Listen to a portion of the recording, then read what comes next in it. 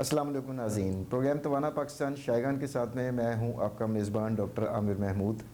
नाज़रीन, आज हम पहलवानों के शहर गुजरांवाला में प्रोग्राम कर रहे हैं और गुजरांवाला की एक और वजह शोहरत यहाँ के लजीज़ खाने हैं। पूरे पाकिस्तान से लोग जब जीटी रोड पे ट्रैवल करते हैं या लाहौर के लोग तो ख़ास तौर पर आते हैं जनाब यहाँ के खाने खाने के लिए। और सही बात है कि खाने बहुत मज़े के होते हैं इधर। और जिस मौजू पर हम गुफ्तगू करने जा रहे हैं नाज़रीन, वो एक वबाई सूरत हाल बदकिस्मती से पाकिस्तान में इख्तियार कर चुका है और वो है ज़ियाबितस और मोटापा। अमूमन ये इकट्ठे भी पाए जाते हैं तो इसका नतीजा बहुत ही होलनाक हो सकता है। अब ये शुगर होती क्या है, कैसे हो जाती है, किन लोगों को ख़तरा ज़्यादा होता है, कौन कौन से ऐसे तर्ज़ ज़िंदगी में हमारी आदत हैं जो हमें डायबिटीज़ का ख़तरा बढ़ा देती हैं। उसी तरह मोटापा जो है वो किस तरीके से होता है, ओवरवेट में मोटापे में क्या फ़र्क है, और दोनों जब इकट्ठे हो जाते हैं तो वो फिर कितने ख़तरनाक नताइज के हामिल हो सकते हैं। इन तमाम पहलुओं पर हम गुफ्तगू करेंगे, इनसे बचाव के तरीके भी, और अगर हो जाए तो इससे इलाज के ऊपर भी बात करेंगे। और जिन एक्सपर्ट को हमने स्टूडियो में दावत दी है जनाब, वो हैं गुजरांवाला के मशहूर एंडोक्राइनोलॉजिस्ट और डायबिटोलॉजिस्ट मेडिकल स्पेशलिस्ट भी हैं डॉक्टर तारिक महमूद साहब, जो कि Shifa diabetic and medical centre Gujranwala से वाबस्ता हैं। Sir, welcome to the show. तो मौजू बहुत ही दिलचस्पी का हामिल है क्योंकि शुगर का मरीज़ ऑलमोस्ट हर दूसरे तीसरे घर में एक आध पेशेंट जो है वो शुगर का भी होता है। तो पहले हम नंबर से स्टार्ट करते हैं सर कि हमारे पास कोई इदाद-ओ-शुमार हैं कि इस वक्त पाकिस्तान में शुगर के कितने मरीज़ ऐसे हैं जो डायग्नोज हो गए हैं, जो रिकॉर्ड के ऊपर हैं, और आपके अंदाजे के मुताबिक कितने ऐसे होंगे जिनको भी पता ही नहीं है कि उनको शुगर हुई हुई है? जी वालेकुम सलाम।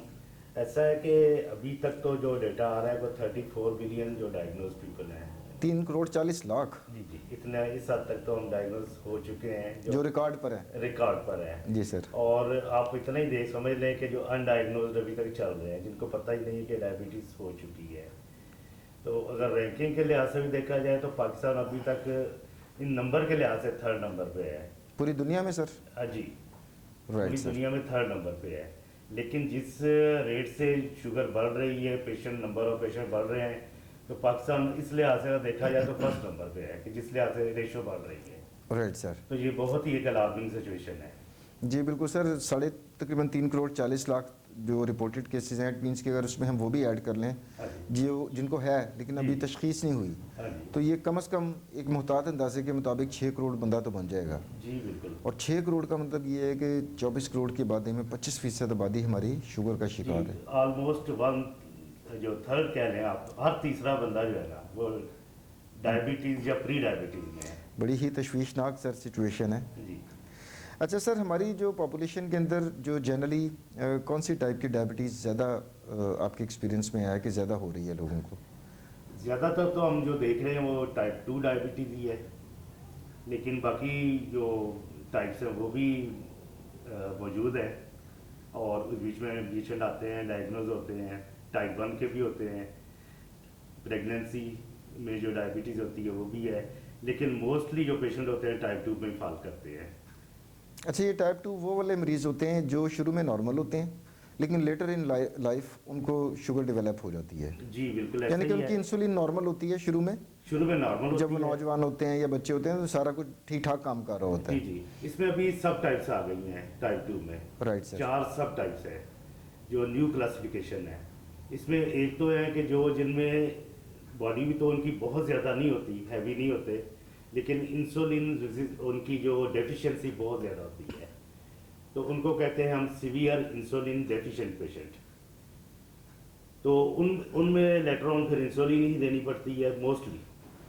लेकिन जो दूसरे पेशेंट होते हैं जिनमें सीवियर इंसुलिन रेजिस्टेंस होती है, उनमें बॉडी वेट भी ज़्यादा होता है, इंसुलिन लेवल उनके काफ़ी हद तक नॉर्मल होते हैं, लेकिन इंसुलिन इतनी मौसर नहीं होती, मौसम नहीं होती, कि शुगर को काम कंट्रोल कर नहीं पा रही काम होती। नहीं कर रही इतना ज़्यादा। और उसके बाद जो 3rd आती है वो माइल्ड ओबेसिटी रिलेटेड डायबिटीज़ है। वो माइल्ड फॉर्म में होती हैं, ओल्ड एज में होती हैं, और एज रिलेटेड डायबिटीज़ है, ओबेसिटी रिलेटेड डायबिटीज़ है, तो वो इतनी माइल्ड फॉर्म में है। मेन हम जो देखते हैं वो इंसुलिन रेजिस्टेंस डायबिटीज़ है। राइट सर, कि उसमें इंसुलिन बन रही है रही है, लेकिन उतनी मौसर नहीं है हाँ शुगर कंट्रोल करने में। जी जी बिल्कुल। और वो फिर हमें फिर आगे चल के उसके ऊपर भी हम बात करेंगे कि इस तरह के पेशेंट्स को हम तरीका इलाज क्या होता है जी जी उनका। बिल्कुल ऐसा ही है। अच्छा सर, ओवरवेट और डायबिटीज़, ये जो ओबेसिटी है, मोटापा, जी जी आम पब्लिक को तो यही पता है कि जनाब बंदा ओवरवेट है और मोटापा एक ही चीज़ है, लेकिन आप और मैं जानते हैं कि दोनों टर्म्स में फ़र्क होता है। तो वो हम एक पेशेंट को जिसका वज़न ज़्यादा हो तो कब हम उसे कहते हैं कि जनाब आप ओवरवेट हैं, एक मतलब नॉर्मल वैल्यू क्या होती है, कब वो ओवरवेट की कैटेगरी में आता है और कब वो जनाब मोटापे की तरफ चला जाता है, ये सब नाज़रीन को बताइएगा। जी, इसके लिए एक सिंपल सा ना, हम इसको कहते हैं BMI calculator, body mass index. जी सर। तो वैसे तो वर्ल्ड के लिहाज से तो 25 तक नॉर्मल गिना जाता है, जो कट ऑफ वैल्यू है BMI। लेकिन जो एशियन है उनके लिए BMI है 23 है, कि उनकी बॉडी इस तरह की है या उनके जीन्स इस तरह के हैं कि उनको इससे भी लोअर BMI पे नॉर्मल गिना जाता है। अगर इससे ज़्यादा आ रहा है तो ओवरवेट है। इसका सिंपल सा कैलकुलेटर है, हाइट इंटू मीटर, डिवाइड करें इसको weight into height into metre square से, तो इसमें आपका BMI निकल आएगा। BMI अगर 23 से लेस है या 23 तक है तो फिर तो आप नॉर्मल है। Right sir. अगर इससे बढ़ता जाता है तो फिर कैटेगरीज शुरू हो जाती हैं। ठीक है। 30 तक तो आप ओवरवेट है, BMI Right, sir. 30 तक। ठीक है सर। फिर आगे ओबीज की कैटेगरी शुरू हो जाती है, 30 to 35 कैटेगरी 1 आ जाती है ओबीज की। नेक्स्ट जो है 35 to 42 आ जाएगी कैटेगरी, और इससे जो सीवियर किस्म की ओबेसिटी होती है मोर देन 40। इसका मतलब है, देखें हाइट तो सर इंसान की वही रहती है, वो तो चेंज नहीं हो रही। जी जी तो इसका मतलब है कि BMI का ताल्लुक डायरेक्ट आपके वज़न से है, जी बिल्कुल कि वज़न अगर आपका बढ़ता जा रहा है तो आपका BMI भी बढ़ता जा रहा है। ऐसा ही है, और अगर आप 23 या 23 से कम है तो आप बिल्कुल नॉर्मल हैं। ऐसा ही है। 23 से 30 तक आप ओवरवेट की कैटेगरी में आते हैं, और 30 से ऊपर फिर मोटापे की कैटेगरी शुरू हो जाती जी है। बिल्कुल ऐसा ही है। और ये फार्मूला जहाँ तक सर मुझे याद पड़ता है कि अब तो लोग, ऐसी ऐप्स भी आ गई हैं, आप गूगल करें हाँ। BMI कैलकुलेटर के, जिसमें आप अपना वज़न डालें, हाइट डालें, वो खुद ही कैलकुलेट करके बता देता है। अब तो बड़ा आसान हो गया है ये चीज़ें करना। ऐसा ही है। और देखिए कितना खूबसूरत ये टेस्ट है कि इसके लिए आपको लैब पे जाने की ज़रूरत नहीं है, आप घर पे भी BMI चेक कर सकते हैं, तो आपको आइडिया हो जाएगा कि आप मोटापे की किस कैटेगरी में हैं। जी, दूसरा वेस्ट सर्कल भी इजीली है कि आप वेस्ट अपनी चेक करें। कमर भी नाप, हाँ जी। हर एक को पता होती है कितनी कमर है। मेल में 95 है normal 95 centimetre sir. Centimetre, right sir. और फीमेल में 85। तो इससे ज़्यादा है तो फिर आप उसी कैटेगराइज करते जाएंगे। अच्छा सर, आपने शुगर का तो बताया कि 1/3, 1/3 हमारी आबादी जो है वो शुगर का शिकार है। जी ओबेसिटी के ऊपर और ओवरवेट के ऊपर भी हमारे पास कोई ऐसी साइंटिफिक कोई डेटा है, कुछ अदाद-ओ-शुमार है कि कितनी आबादी हमारी तो मोटापे का इसमें शिकार जो है? आ रहा है ना अभी ओवरवेट एंड ओबीज, वो 100 मिलियन पीपल है। 10 total। करोड़ 10 करोड़ 10 करोड़, मतलब जिनका ओवरवेट भी है एडल्ट में और ओबीज भी है। लेकिन ओवरवेट जो है 58% है, राइट सर। और बाकी जो है वो ओबीज है। बड़ी ख़तरनाक सिचुएशन नहीं है सर जी, कि बिल्कुल, ये तो तकरीबन एक- 6 करोड़ आपके हो गए जिनको शुगर है, हाँ जी और उस आबादी तो वही है ना हाँ सर। जी बिल्कुल और ऐसा ही। उसमें से जैसे आपने कहा कि 10 करोड़ ऐसे हैं जिनका वज़न भी ज़्यादा है, तो इसका मतलब है लाजमी तौर पर ऐसे भी काफ़ी पॉपुलेशन होगी, आबादी होगी जिसमें दोनों इकट्ठे हैं, बिल्कुल दोनों इकट्ठे और दोनों इकट्ठे हैं तो फिर तो डायबिटीज भी है और ओबेसिटी भी है। ये तो डबल एज स्वॉर्ड हो गई, Diabetes से है दो धारी तलवार हो गई ये तो फिर। जी बिल्कुल यही सूरत हाल चल रही है। अच्छा सर, आपने बड़े खूबसूरत तरीके से बताया कि मोटापे को नापने के लिए आपके पास क्या पैमाना है। BMI एक पैमाना ही है ना सर, उससे हमें आइडिया हो जाता है कि नॉर्मल है, ओवरवेट है या ओबीस है। शुगर की साइंटिफिक डेफिनेशन क्या है कि कितना शुगर का लेवल फास्टिंग हो या रैंडम शुगर का लेवल हो जिससे हम कहते हैं कि भाई इस पेशेंट को शुगर हो गई हुई है। शुगर फास्टिंग अगर करवानी हो तो इसके लिए क्राइटेरिया ये है कि 8 आवर फास्टिंग, 8 बजे अगर आपने किसी को डायग्नोस करना है, और अर्ली मॉर्निंग बिफोर ब्रेकफास्ट, रात के 8 घंटे की उसकी फास्टिंग हो। यानी कि रात फर्ज करें सुबह 8 बजे उसने टेस्ट करना है, जी तो रात 12 बजे के बाद तक उसने उसने कुछ खाना पीना मील नहीं ले- है। 12 बजे तक मील ले सकता है, जो भी वो खाता है Right, sir. नॉर्मली। सुबह 8 बजे के बाद उसने फास्टिंग शुगर चेक करनी है। अच्छा, पानी इस दौरान पी सकता है सर पेशेंट? पानी लीटर क्वांटिटी में पी सकता है, उसका कोई ऐसा मतलब गर्मियों का ऐसा मौसम है, हाँ, प्यास तो बार बार बंदे को लग ही रही बिल्कुल होती वो है। ले सकता है। और वो लेस देन 100 होनी चाहिए, 100 ml। 100 मिलीग्राम अच्छा ओके, पर डेसीलीटर। जो वैल्यू उसकी आनी है फास्टिंग। शुगर की जो फास्टिंग वैल्यू है Right. वो लेस देन 100। ठीक है और सर। ये 2 दफ़ा चेक करेगा, मतलब मुख्तलिफ डेज में, अगर दोनों दफ़ा लेस देन 100 है इट्स ओके। ठीक है सर। और ये लैब से, मीटर से भी आइडिया तो हो सकता है लेकिन जो कंफर्म नहीं है। लैब टेस्ट होगा, 2 दफ़ा चेक होगी और दोनों दफ़ा लेस देन 100 हो, फिर नॉर्मल है। फिर नॉर्मल है। अगर Okay. 100 या प्लस है तो फिर उसको फर्दर आगे डायग्नोज करने की ज़रूरत है, उसके लेवल चेक कराने की ज़रूरत है कि वो किस स्टेज पे है। तो वो सर स्टेजेस क्या होती हैं, मतलब उसमें सुना है कि वो प्री डायबिटीज़ भी होती है, कि इब्तदाई स्टेज भी होती है, कि जिसमें पेशेंट जो है वो बॉर्डर के ऊपर खड़ा हुआ है जी जी कि ज़रा सा एक कदम आगे गया तो शुगर की कैटेगरी में आ जाएगा, एक कदम पीछे कर लेगा तो नॉर्मल हो जाएगा। जी, वो जैसे कौन सी सिचुएशन है सर? जैसे मैंने बताया कि फास्टिंग तो लेस देन 100 हो गई। जी सर। अगर 100 to 125 फास्टिंग आ 100 रही है ठीक है सर। तो वो प्री डायबिटीज़ होगी, ओके सर। और 126 एंड अबव जो है वो डायबिटीज़ होगी। ओके।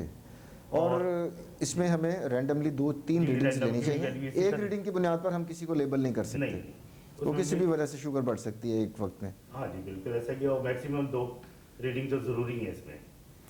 अच्छा अब सर चलें सर, आपके पास एक मरीज़ आता है, मैं प्रैक्टिकल सिनेरियो आपके सामने रखता हूँ। वो कहता है डॉक्टर साहब मैंने 3 दफ़ा चेक किया है, खाली पेट जो शुगर मेरी आ रही है से कि वो 130 आ रही है।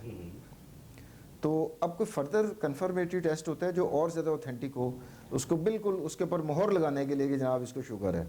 उसके लिए जो लैब टेस्ट है HbA1c, राइट सर। हाँ, ये हम करवाते हैं। तो ये जो एक एक्यूरेट रीडिंग देता है, लेकिन इसका तरीकाकार जो है अच्छी लैब से होनी चाहिए। जो इसमें आमतौर पे बास टाइम ऑटोमेशन पे करते हैं, रिपोर्ट गलत हो जाती है। तो इसमें उसी लैब से करवानी चाहिए जो ऑथेंटिकेटेड लैब हो। यानी कि लैब अच्छी स्टैंडर्ड की हो, हाँ जी। अदरवाइज किसी गैर म्यारी लैब से सब करवाएंगे स्टैंडर्ड पे फिर फर्क आ तो जाता है। हो सकता है कि वो अच्छे उनके इक्विपमेंट अच्छा ना हो, केमिकल्स अच्छे ना हो, तो वो रीडिंग मिसगाइड कर देगी। जी जी जी, इसका तरीकाकार होता है SNGP और GCCC अलाइंड तरीका होता है। तो वो हर लैब यूज़ नहीं कर रही, जो पाकिस्तान में अच्छी लैब्स है वो इस्तेमाल कर रही हैं और उनके रिजल्ट भी एक्यूरेट है। यानी कि HbA1c जो है वो हमेशा किसी म्यारी लैब से करवाएं जी, जी, बिल्कुल। जो स्टैंडर्ड की लैब हो। तो उसमें भी फिर वो वैल्यूज़ आ जाती है।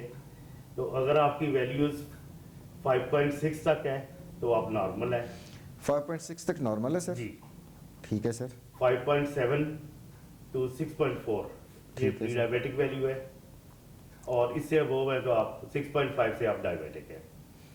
राइट, इसका मतलब है कि ये दोनों टेस्ट कंबाइन करके फिर हम किसी को मोहर सब्त कर सकते हैं कि जनाब आपको शुगर हो गई हुई है, हो गई। या आप बॉर्डर लाइन है अभी, जिस स्टेज थोड़ा पे सा भी जिस है तो स्टेज वो के उसका ऊपर नहीं क्लियर है हो जाएगा। वो क्लियर हो जाएगा सर उससे। अच्छा सर, आप भी माशाल्लाह पिछली सदी के ग्रेजुएट हैं मेडिसिन के, मैं भी पिछली सदी का ही हूँ। आपको अगर याद होगा तो हमने जब MBBS किया था तो शाज़ो नादिर ही किसी उसमें लोगों में सिर्फ जो अमीर तबका था उसमें ही शुगर और मोटापा नज़र आता था, और हम कहते थे कि ये अमीरों की बीमारियाँ हैं, ये गरीबों में नहीं होती। गरीबों में एस्थमा हो गया, TB हो गई, ये ज़्यादा होती थी। अब हम देख रहे हैं कि सर मोटापा और शुगर, माशी ताकत तो लोगों की कम होती जा रही है, इतने ज़्यादा लोग गुर्बत की सतह से भी नीचे जाते जा रहे हैं, और शुगर और मोटापा उनके अंदर बतदरीज बढ़ता जा रहा है। तो अब तो गरीब अमीर का फ़र्क ही ख़त्म हो गया हुआ है। तो आपका क्लिनिकल एक्सपीरियंस क्या कहते हैं? आपके पास माशाल्लाह गुजरांवाला में आप सर्व कर रहे हैं, आपके हज़ारों सैकड़ों मरीज़ होंगे, तो उसमें कोई तबकाती आपको फ़र्क नज़र आता है कि जनाब अमीर बंदे ही सिर्फ शुगर और मोटापे का शिकार होकर आपके पास आ रहे हैं, या गरीब भी उसके अंदर ही हैं? नहीं, इसमें अभी वो जो पहला सिनेरियो था वो भी चेंज हो चुका है, जो हमारी सोच है वो भी बदल चुकी है। तो अभी ये हर तबके की बीमारी है, इसमें गरीब भी आ रहे हैं, मिडिल पर्सन भी आ रहा है, जो एफ्लुएंट है वो भी इसका शिकार है। और वजह इसकी एक तो ईटिंग हैबिट्स सबसे ज़्यादा है, फिजिकल इनएक्टिविटी है, और एक हमारा जो है ना स्टाइल, यहाँ का तो मैं मेरा वाला का ज़्यादा समझता हूँ कि खा लिया फिर खा लिया फिर खा लिया। इधर तो सोते कहते तक हैं सर लोग घंटों के हिसाब से घंटों के खाते हिसाब हैं। से खा रहे हैं। तो वो जो हम कैलोरी जितनी हमें चाहिए, जितनी हमें बर्न करनी है, उससे कई गुना ज़्यादा खा रहे हैं। और खाने की रेशो भी ऐसे ही है कि जिसमें शुगर का कंटेंट बहुत ज़्यादा है, यानी कि फैट ज़्यादा है। एक तो खाने की मिकदार ज़्यादा हो रही है लोगों की, जी, और दूसरा जो खाने की क्वालिटी है वो इस किस्म की है कि जिसकी वजह से शुगर भी बढ़ रही है। जी बिल्कुल ऐसे ही। तो वो फिर जो एक्स्ट्रा जो कैलोरीज आप ले रहे हैं वो चर्बी की सूरत में, मोटापे की शक्ल में ज़ाहिर हो रही है, और जो बहुत ज़्यादा शुगरी कंटेंट है, मीठी चीज़ें हैं, तो उसकी वजह से शुगर बढ़ रही है। तो दोनों फिर इकट्ठी बढ़ना शुरू हो गई हैं। बिल्कुल ऐसा ही है कि पहले मोटापा होता है, फैट में कन्वर्ट होगा, तो उसके बाद डिफरेंट जो ऑर्गन्स इफेक्ट होंगे, लेटर ऑन जो इंसुलिन रेजिस्टेंस होगी, डायबिटीज़ होगी। तो ये सारी एक चेन है जो चल रही है। अच्छा सर, ये तो चले हो गया कि हमारे खाने पीने की जो आदत हैं या हमारा तर्ज ज़िंदगी हो गया। फ़िज़िकल एक्टिविटी क्यों कम लोगों की होती जा रही है और वो कितना कंट्रीब्यूट कर रही है इसके अंदर? क्योंकि कैलोरीज बर्न होने का ताल्लुक डायरेक्ट आपकी एक्टिविटी से है। अगर आप जितने खा रहे हैं उतनी खर्च भी कर रहे हैं तवानाई, तो इसका मतलब है बैलेंस हो जाएगा। लेकिन ज़्यादा कैलोरीज आप ले रहे हैं, कम खर्च कर रहे हैं, तब वो शुगर और मोटापे की शक्ल में ज़ाहिर होगा। तो हमारी लाइफस्टाइल में पिछले 20-25 सालों में ऐसी कौन सी तब्दीलियाँ आ गई हैं कि हमारा जो है ये तवाज़ुन जो है वो बिगड़ गया है?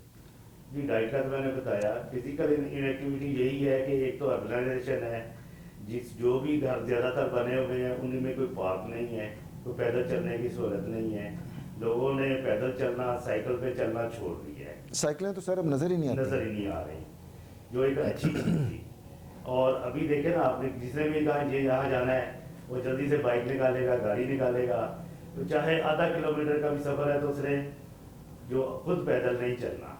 तो ये एक बड़ी वजह है कि हम अपनी कैलोरी जो बर्न नहीं कर रहे। और खाना हमारा जो है बहुत जंक फूड बहुत ज़्यादा रुझान है, बच्चों में बहुत ज़्यादा रुझान है, तो वो भी फिर मोटापे की तरफ माइल हो रहे हैं। अच्छा, तो ग़िज़ा अगर हम जितनी कुदरती रखेंगे, जितनी सादा रखेंगे, इसका मतलब है कि उसमें शुगर होने के इम्कानात कम होंगे। और जितनी प्रोसेस्ड फूड है उसमें ग्लाइसेमिक इंडेक्स उसका हाई होता है, उससे ज़्यादा तेज़ी से बढ़ती है सर शुगर।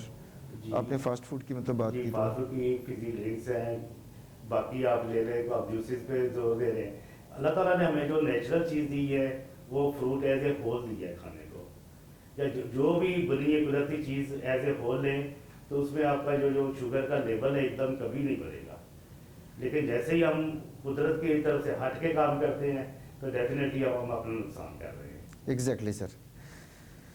अच्छा सर, अब हम आते हैं कि कॉम्प्लिकेशंस की तरफ। जी। एक पेशेंट है जिसे खाली शुगर है, 10-15 साल से शुगर है, उसमें क्या कॉम्प्लिकेशंस हो सकती हैं? और एक पेशेंट है जिसको शुगर भी है और मोटापा भी है, उसके अंदर कॉम्प्लिकेशंस लॉन्ग टर्म क्या हो सकती हैं जो आपके मुशाहिदे में आ रहा है आमतौर पर? ये खाली शुगर वाले मरीज़ है तो अगर उनको डायबिटीज़ है और मोटापा भी नहीं है तो उसमें तो सबसे जो ज़्यादा कॉम्प्लिकेशन आती है ना वो माइक्रोवास्कुलर कॉम्प्लिकेशंस आती हैं। मैक्रोवास्कुलर अंदर चल रही होती हैं लेकिन पेशेंट उस पर गौर नहीं कर रहा होता। हालांकि इससे पहले माइक्रोवास्कुलर लेकिन उसका अदराक नहीं होता उसे ना कि अंदर क्या चेंजेस चल रहे हैं। लेकिन स्टार्ट वो होती है पहले, राइट सर। माइक्रो बाद में होती है, लेकिन उसके जो साइन सिम्टम होते हैं इसलिए पेशेंट जल्दी रिपोर्ट करता है कि मेरे पैर सुन्न होना शुरू हो गया, न्यूरोपैथी जिसको हम बोलते हैं। किडनी में कोई प्रॉब्लम आ गया, उसने टेस्ट करवाया जी मेरे गुर्दों में ये प्रॉब्लम आ रहा है जिसको हम नेफ्रोपैथी बोलते हैं। आइज में कोई चेंजेस आ रही है, रेटिनोपैथी। तो ये माइक्रो कॉम्प्लिकेशन है। मैक्रो में आप जो वेन्स की का होती हैं या हार्ट प्रॉब्लम होते हैं, स्ट्रोक होता है ब्रेन में। और ये तो अचानक ही बगैर वार्निंग के ही होगा बगैर सर। वार्निंग होगा। आपको आहिस्ता आहिस्ता फालिज नहीं होना, होना है तो खुदा ना खासा एकदम ही होगा। एकदम होना है और हार्ट अटैक होना है तो एकदम ही होना है। जी जी। और ये बहुत अरसे से चल रहा था प्रोसेस अंदर। पेशेंट कहता है कि मुझे आज ही हुआ, ये कल नहीं हुआ, ये आज कल में नहीं हुआ। और डायबिटीज़ भी वो दिनों में नहीं होती, ये भी सालों में होती है। सर इसका मतलब है कि ये काफ़ी तशवीशनाक सूरत हाल है कि जो देखिए आँखों वगैरह का जहाँ तक मसला है तो लोग फिर भी जैसे आपने बताया अलामात आती हैं तो इंसान डॉक्टर के पास चल के बता भी देता है। लेकिन हार्ट अटैक हो गया या स्ट्रोक जिससे आपने बताया, फालिज का अटैक, तो वो तो पहले आपको अलार्मिंग सिम्टम्स नहीं देगा। वो तो एक दिन बस हो जाएगा और अचानक इससे होगा और उससे पता चलेगा कि ये कितना अंदर से मामला बिगड़ गया हुआ था। तो इसका मतलब है कि बॉटम लाइन ये है कि इन दोनों चीज़ों के ऊपर हम कंट्रोल रखें। हाँ जी। इसी तरह ही है ना सर? जी, मैनेजमेंट पहले दिन से होनी चाहिए। Exactly sir. अच्छा, आपके पास सर पेशेंट आता है, डायबिटीज़ का आता है या ओबेसिटी के पेशेंट्स आते हैं, तो उसकी मैनेजमेंट के ऊपर हम बात करें तो खाली अद्वियात देते हैं, इंसुलिन देते हैं या उसको लाइफस्टाइल मॉडिफिकेशन, क्या आपका तरीक़ाकार क्या होता है सर? सबसे बेसिक तो उसकी जो फर्स्ट प्रायोरिटी हमारी होती है कि पेशेंट अपना लाइफस्टाइल चेंज करे, अपनी एक्टिविटी बढ़ाए, अपनी डाइट को नॉर्मल करे। ये तो प्राइम हर पेशेंट में होता है, चाहे वो डायबिटीज़ का है, ओबेसिटी का है, अगर और कोई मेटाबॉलिक डिसऑर्डर है तो उसमें भी यही प्राइमरी चीज़ें तो यही होती हैं। तो आपने शिफा के ऊपर सर को डाइट चार्ट्स वगैरह भी रखे होते हैं जो पेशेंट को दे दिए जाए कि जनाब ये अकॉर्डिंगली हम सजेस्ट करते हैं या डाइटिशियन जो है पूरा प्लान देते हैं। Right sir.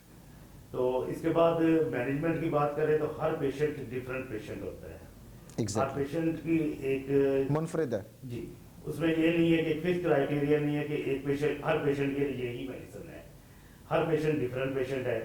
बाद पेशेंट इस सीवियरिटी के साथ आते हैं कि हमने फर्स्ट डे से इंसुलिन स्टार्ट करनी है, कोई कॉम्प्लिकेशन के साथ आ रहा है, कोई इमरजेंसी के साथ आ रहा है, तो बाकियों की मैनेजमेंट भी उसी लिहाज से बाद की मेडिसिन ही होती है। तो आजकल लीवर साल्ट भी आपको पता है जीएलपी आ गए हैं, तो ये भी जहाँ पे इंडिकेशन है तो ज़रूर यूज़ हो रहे हैं, लेकिन accordingly patient to patient vary करता है कि उसकी ट्रीटमेंट क्या बनती है। यानी कि जिस तरह दूसरे आपके पास you are a medical specialist, आपके पास दूसरे मिसाल दे रहा हूँ कि टाइफाइड का मरीज़ आ गया, नमूनिया का मरीज़ आ गया, उनका तो हम सबको पता है कि हर डॉक्टर के पास एक ही इलाज है कि ख़ास किस्म की एंटीबायोटिक्स होती हैं, हमने देनी है ख़ास टाइम के लिए, और पेशेंट ठीक होता है और घर चला जाता है। लेकिन शुगर के और ओबेसिटी के केस में आप ये कह रहे हैं कि पूरी हिस्ट्री लेनी पड़ती है और हर पेशेंट को इनफरादी तौर पर उसका इलाज का तरीक़ाकार जो है वो वज़ा किया जाता है। जी बिल्कुल, हर पेशेंट को एक कैटेगराइज किया जाता है और उसी तरह का ही उसको फिर ट्रीटमेंट टेलर मेड कहते हैं आप। जिस तरह टेलर जो है ना कपड़े सीता है, जी सर, तो वो हर चीज़ हर एक का का ध्यान रखता है, नाप अलग होता है। और नाप अलग होता है जी। तो इसी तरह डायबिटीज़ की मैनेजमेंट हर पेशेंट के लिए रहता है। अच्छा सर, हमारे यहाँ पर आपके ऑब्जर्वेशन में आई एम श्योर ये बात भी आई होगी कि चूँकि तालीम का फुकदान है, लोग इतने एजुकेटेड नहीं हैं। आपका एक मरीज़ आया, आपने उससे सारा उसको लाइफस्टाइल का भी बताया, उसका वज़न कम करने के तरीके भी बताए, डाइट के मुतालिक भी गाइडलाइन दे दी उसको और दवाइयाँ भी लिख दी। अब वो आपसे नुस्खा लेकर गया है, लेकिन ये भी रुझान है हमारे यहाँ पर कि लोग दूसरे लोगों को भी अपनी दवाइयाँ बताकर कहते हैं जी आप भी ये इस्तेमाल करें।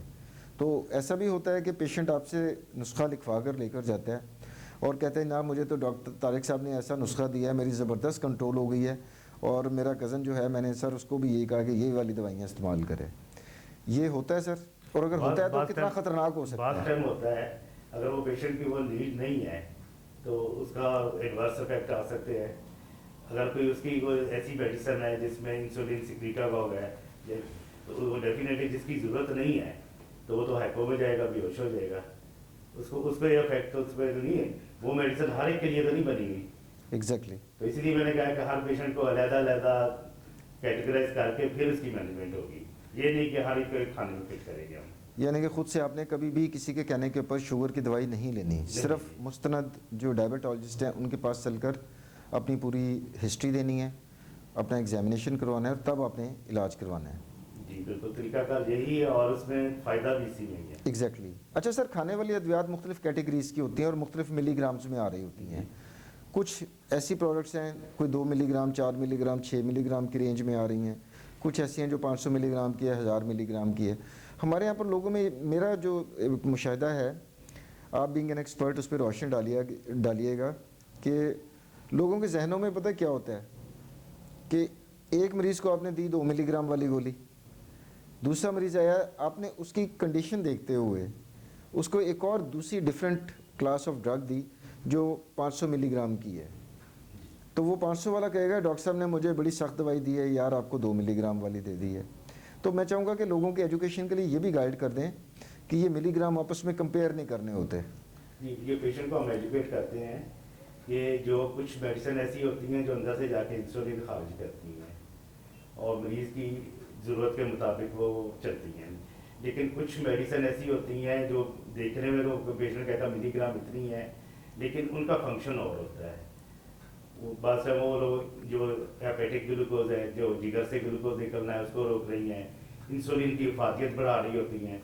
तो ये हम पेशेंट को थोड़ा गाइड करते हैं कि ये मेडिसिन का फंक्शन और है।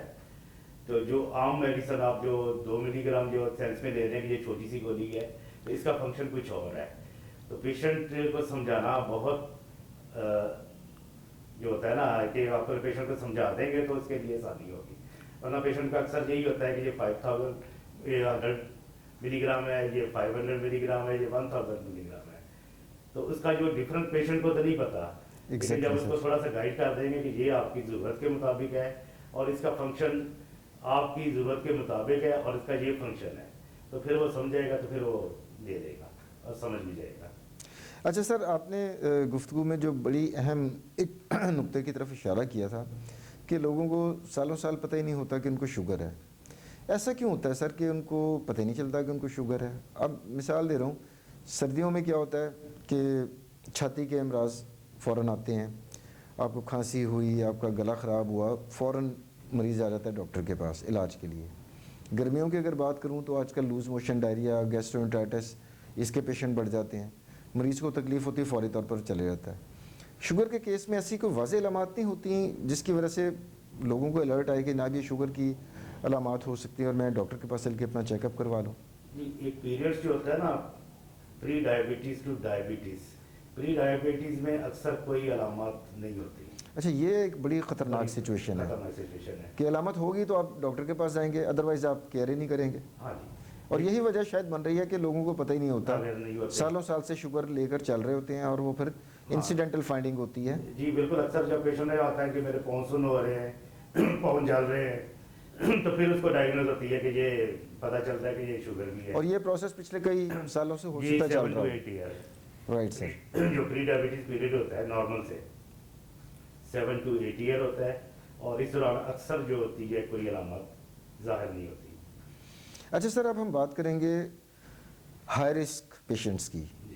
हाई रिस्क मींस के पब्लिक को समझाने के लिए कि नाज़रीन, वो लोग जिनमें अभी शुगर नहीं है लेकिन शुगर होने का ख़तरा आम बंदे की निस्बत ज़्यादा होता है, वो कौन से ऐसे लोग होते हैं सर? और उनको बर वक्त मतलब टेस्ट कौन सा करवा लेना चाहिए ताकि टाइमली आप उसको डायग्नोज कर लें और उसका सद्देबाब भी कर लें? जी, टेस्ट की तो पहले बात हो चुकी है कि फास्टिंग आप घर पे भी जी, टेस्ट इजीली लेकिन अंदाजा कर सकते किन हैं। लोगों को फ़ौरन मतलब जल्द से जल्द इसके ऊपर नज़र रखनी चाहिए? मैं उन लोगों की बात कर रहा हूँ। इसलिए सिंपल सा फार्मूला है, अगर तो फैमिली हिस्ट्री है शुगर की, यानी कि माँ बाप हो गए, बहन भाई में किसी को शुगर है तो? है, ओके सर, एज उसकी 40 है ठीक है।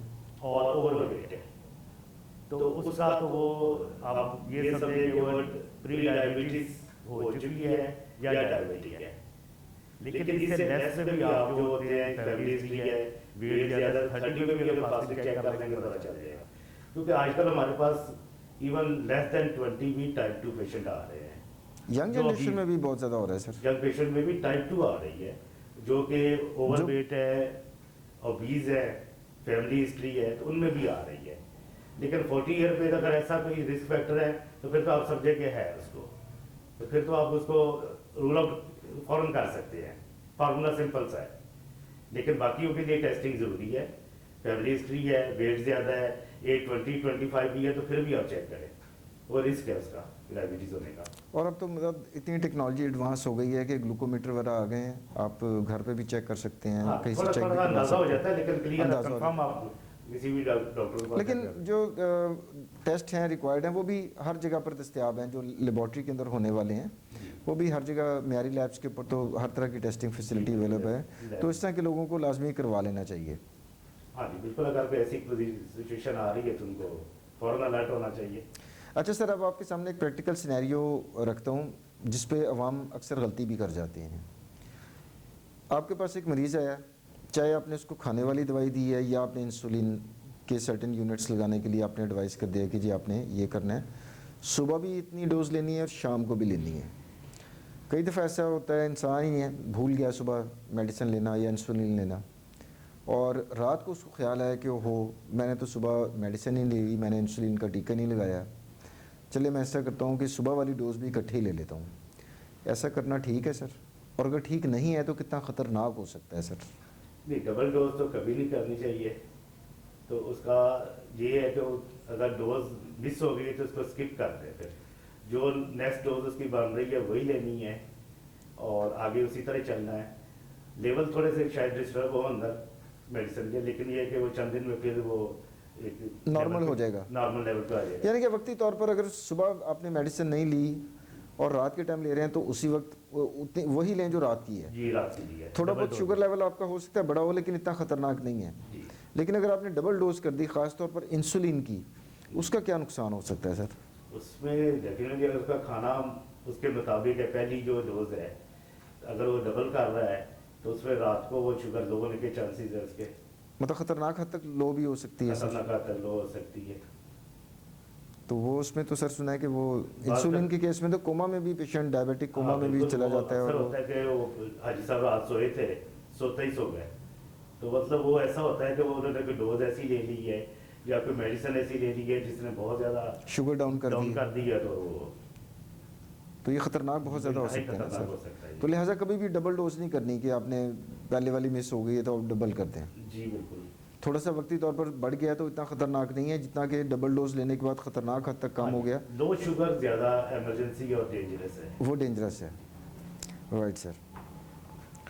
अच्छा सर, आपने बड़ी खूबसूरत गुफ्तगू की हमने डायबिटीज़ के ऊपर, उसके ऊपर,